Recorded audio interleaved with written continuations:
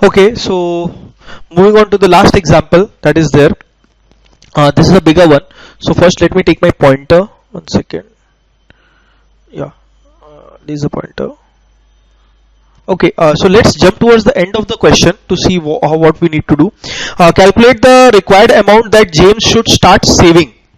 So there is some amount that we are required to calculate. Let's go through the question and see what is the amount that is required. James is planning to start college after 3 years and plans to create fund for his college education. So James is about to start the college after 3 years and is preparing to create a fund. He will start investing required amount beginning at the end of 1 year. So the first amount that will be paid will be at the end of 1 year. He estimates that his college fees would be 10,000, which is to be paid at the beginning of every year for 4 years. So every year for 4 years he will require to pay $10,000. That is his fees. If the expected rate of interest is 8% before start of college and 5% during the college, what is the amount that is required? So don't you think it is kind of giving a feeler of funding a future obligation types question? Let's first draw the timeline because that makes it easier to understand the question and get the answer. So this is the timeline. We are standing at 0th day. The first phase ends at the 3rd year. The second phase begins from 4th year, which further continues till 5th, 6th, 7th year.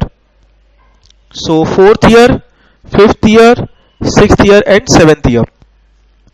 Let's divide it to beginning and end of the period because that's what is there. So the first installment that needs to be paid is at the college fees will start being paid from 4th year. So 10,000 will be paid at the beginning of year, 10,000 again, 10,000 again and again at 10,000 that will be paid.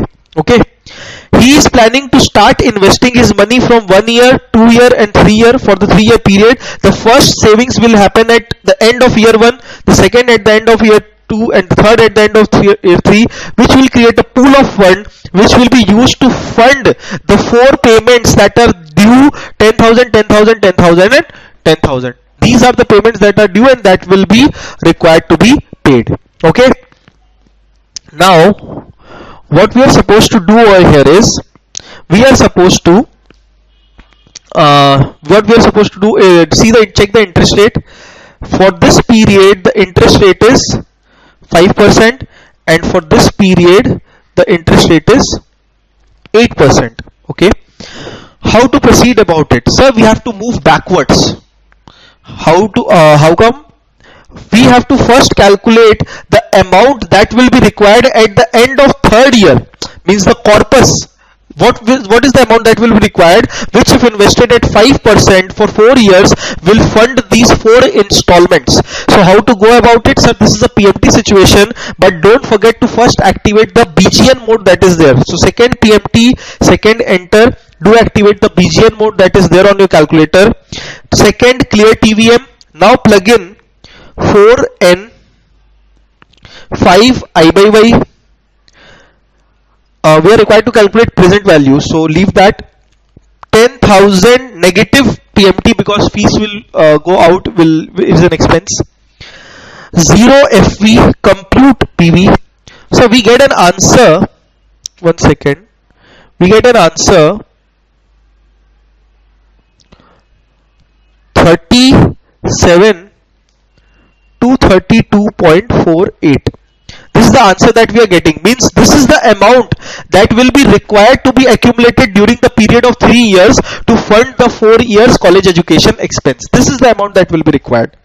Now we have to use this amount, basically we have to use this amount as FV to calculate this X amount that is required to be saved every year. That is the amount that we are required to calculate. Okay, so how to go about it? Sir, again this same amount which is showing in your calculator screen as PV now becomes FV. So I can just press the FV button and transform it from PV to FV. Now come out of the calculator screen, C by C. First deactivate BGN mode, otherwise you will make a gross error. Second PMT, second enter, because the installments and savings are done in end of the period and not beginning of the period. FV we have already plugged in. 3N 3n 8 I by y 0 PV compute PMT. So I am getting an answer of 11,468.85, which is option C. So yeah, I think this is what is answer is. Option C is the correct answer.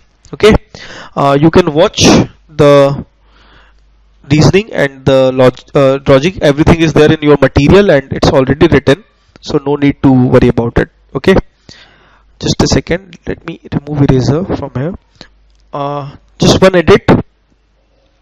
I think this, okay, this answer is reflecting incorrectly, so the correct answer what we have calculated is 11,468.85. I don't think in your study material it will be incorrect. However, if it is incorrect, then do correct it. Rest each and everything is correct. Okay.